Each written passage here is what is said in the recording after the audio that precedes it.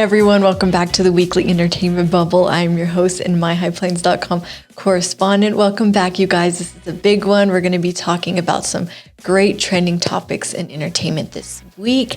Let's do a quick rundown. We are going to start off with Beyonce's huge release of the new album, Renaissance, and the controversy behind it.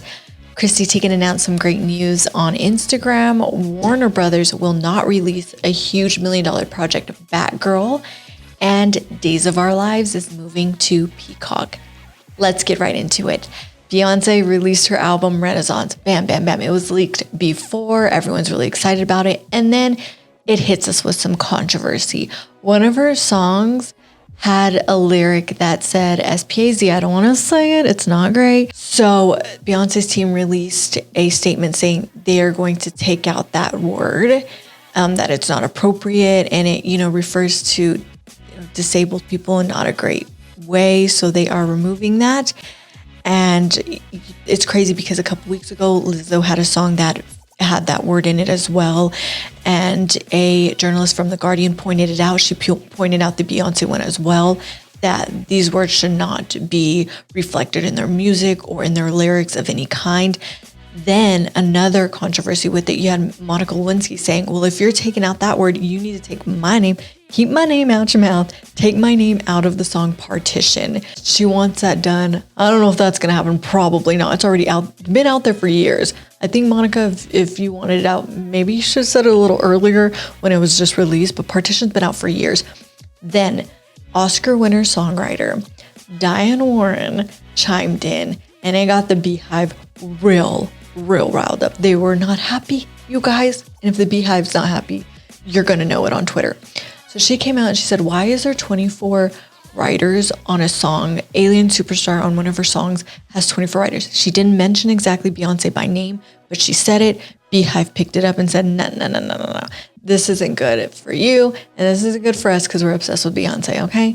So they went at her, and then, of course, Diane Warren took it back, apologized for saying, listen, I wasn't trying to be rude, not to be rude.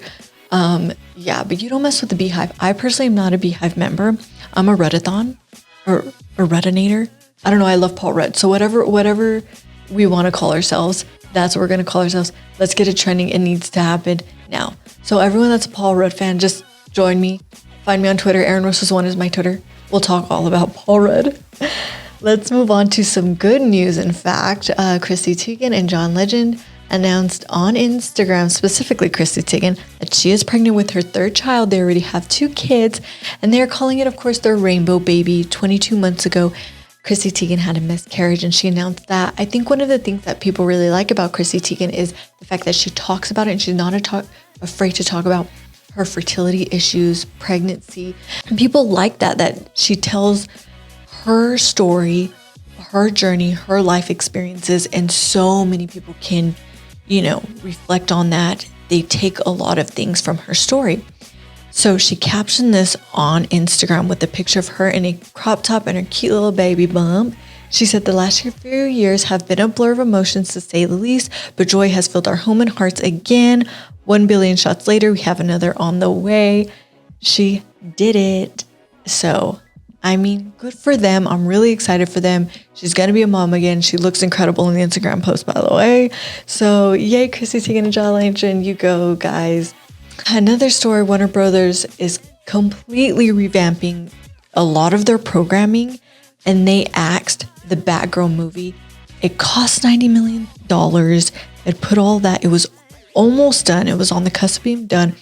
They axed it. They plan to release it on HBO Max, and they're done. So they announced, listen, this is a revamp. We're changing a lot of our DC movies. I feel bad for Leslie Grace, who was going to be Batgirl. So she was in the Heights. I personally did not know much about her.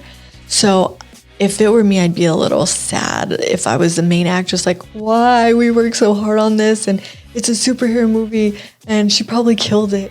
And then they axe it. Warner Brothers is saying that they didn't axe it because they thought it was going to do horrible or in any way people didn't like it. They said they did a critic's review of it, a screen test, and it didn't do great, but that was not the reason why they axed it. This is what Warner Brothers is saying. You know, they're just revamping. So that's their story, and they're sticking to it. They're just revamping.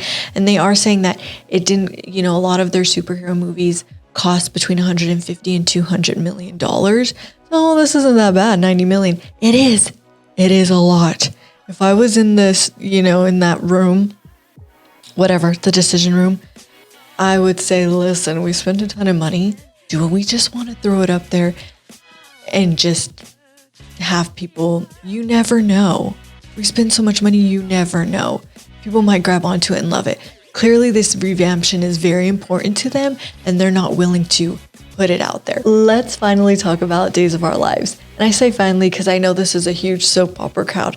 I know everybody loves Days of Our Lives. I personally was a Passions person. I think that was early 2000s. I loved the soap opera Passions. It was so good. But Days of Our Lives is moving to the NBC Peacock streaming service, and it is going to go under their NBC News daily programming.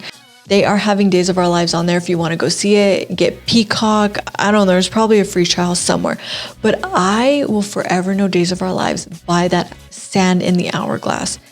I'm sorry. You have the McDonald's logo, the Burger King guy, and you have that sand coming down in that hourglass. It is kind of legendary. They have they have 58 Emmys. The show, it's been going on for a really long time, and that is set to go on the streaming service September 12th. So keep an eye out for that. There's a big article on myhighplains.com, search Days of Our Lives. I want to end really quick with telling you guys, informing you that I had wrote a big article about the beauty industry on myhighplains.com. You can look up what is beauty, the evolution and science of an industry. Go check that out. I write about different styles that are making from the 70s, 80s, and 90s that are making their way into modern society style, makeup trends, hair trends, all of it. It's really becoming, you're seeing a lot of things that you saw in movies like Working Girl and Madonna. And I do say in there that one of the reasons this is, you know, coming in fruition is millennials are now discovering like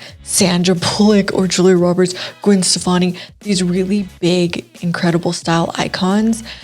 They're discovering him now, going back and realizing, oh, these people did other projects in the 80s and 90s and saying, oh, I love that style. Let's maybe pull that in to modern day society style. So it's something I wrote. I really would love you guys to go check that out. It's on our social medias, KMR Local 4 News, Facebook, Twitter. Check those out. So I want to say thank you guys for tuning into this episode. I loved talking about all of these different topics. It was a big week in entertainment news. So thank you guys. Have an incredible weekend, and I will see you guys again next week. Thanks, guys. See you later.